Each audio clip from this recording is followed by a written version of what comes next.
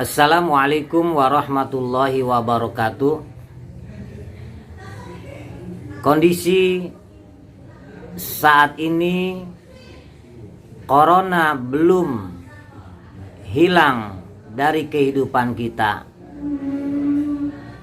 Jangan pernah kita menganggap sepele tentang wabah penyakit, karena peristiwa penyakit wabah pun saat zaman Rasulullah Shallallahu Alaihi Wasallam dan para tabiin pun pernah terjadi yang namanya wabah ta'un.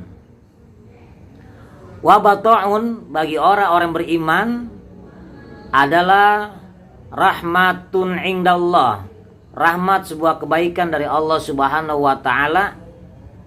Sedangkan bagi orang-orang yang kafir, orang-orang yang ahli maksiat, azabun indallah, sebuah siksa dari Allah Subhanahu wa taala. Sampai saat ini corona belum berakhir, khususnya dari negara yang kita cintai ini. Ada beberapa hal yang terus kita amalkan agar kita terlindung dari wabah penyakit tersebut. Yang pertama, kita tetap melakukan protokol kesehatan. Selama protokol kesehatan dari pemerintah kota, pemerintah daerah, kebijakan-kebijakan para pimpinan belum dicabut, maka selama itu juga kita melaksanakan disiplin protokol kesehatan.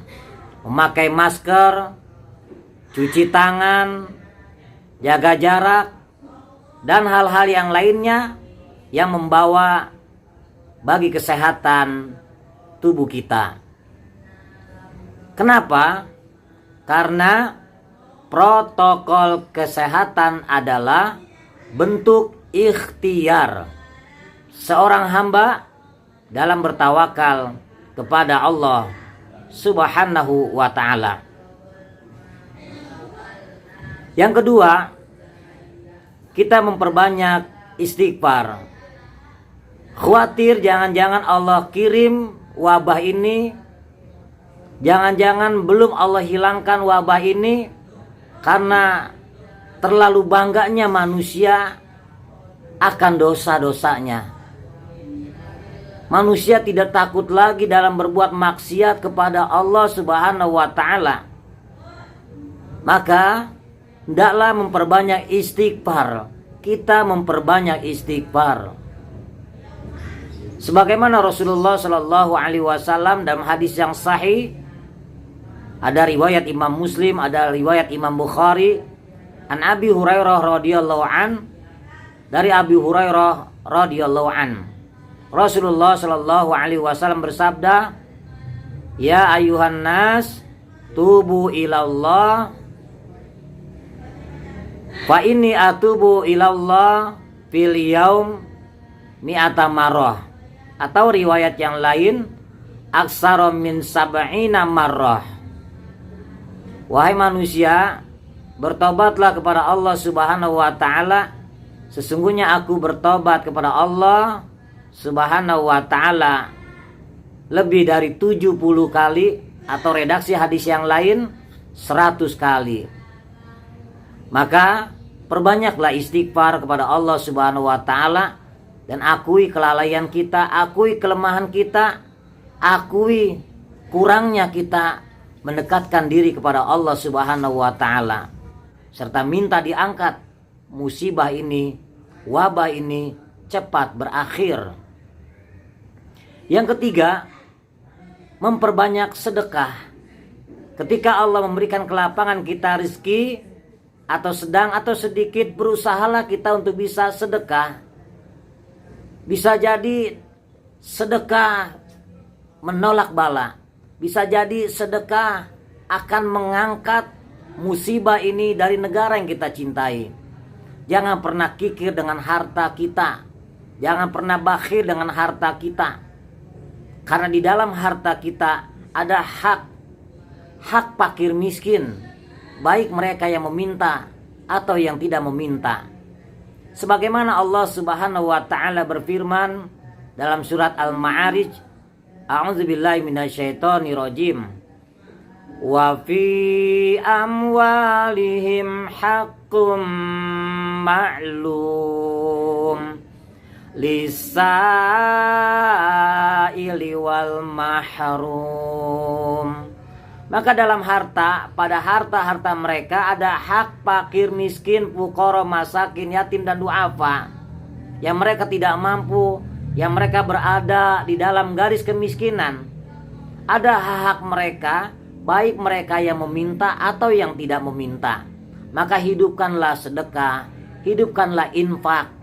Dan ketika kita sudah punya harta, haul dan nisab, kita ambil 85 gram emas, kita punya harta, punya nilai rupiah seperti nilai 85 gram emas, tunaikan harta kita dalam bentuk zakat di jalan Allah Subhanahu wa taala. Kemudian selanjutnya membaca doa. Doa berlindung dari 4 perkara yang dikhawatirkan oleh Rasulullah Shallallahu Alaihi Wasallam. Dalam riwayat Imam Muslim dari sanad Abdullah bin Umar radhiyallahu an, Rasulullah berlindung dengan sebuah doa, Allahumma inni a'udzubika min zawali ni'matik wa tahawuli afiatik wa pujaati nikmatik wa jami'i sakhatik.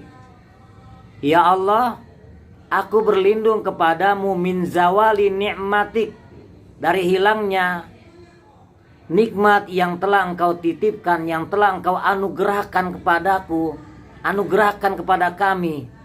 Kata ulama, dia berlindung kepada Allah Subhanahu wa taala dari nikmat, hilangnya nikmat iman. Yang pertama, hilangnya nikmat Islam. Karena tidak sedikit dengan ujian-ujian dari Allah Subhanahu wa taala, mungkin orang tidak kuat menerima ujian pahit, sulit dari Allah Subhanahu wa taala, lantas ia gadaikan keimanannya, ia gadaikan keislamannya. Ia berbuat murtad di jalan Allah Subhanahu wa taala. Murtad dari jalan Allah. Kemudian yang keduanya, berlindung kepada Allah dari berubahnya afiah. Afiah bisa jadi 2 tahun 3 tahun seseorang akan mengalami buta. Hari ini seseorang sehat, bisa jadi 2 tahun 3 tahun ia lumpuh, ia stroke, hilang nikmat afiahnya yang ada pada dirinya. Maka dari itu berlindunglah kepada Allah Subhanahu wa taala dari hilangnya afiah, kesehatan yang ada dalam organ tubuh kita ini. Yang ketiga, berlindung kepada Allah dari datangnya murka Allah, siksa Allah secara tiba-tiba. Kita tidak tahu musibah apa ketika Allah murka pada seorang hamba, ketika Allah mengirim musibah di tengah-tengah kehidupan manusia. Bisa jadi musibah itu bukan hanya kena kepada orang-orang pendosa saja, ahlu maksiat, tapi orang beriman pun terkadang merasakannya. Maka berlindung kepada Allah dari datangnya siksa Allah secara tiba-tiba. Dan yang terakhir, berlindung kepada Allah dari segala kemurkaan Allah Subhanahu wa taala.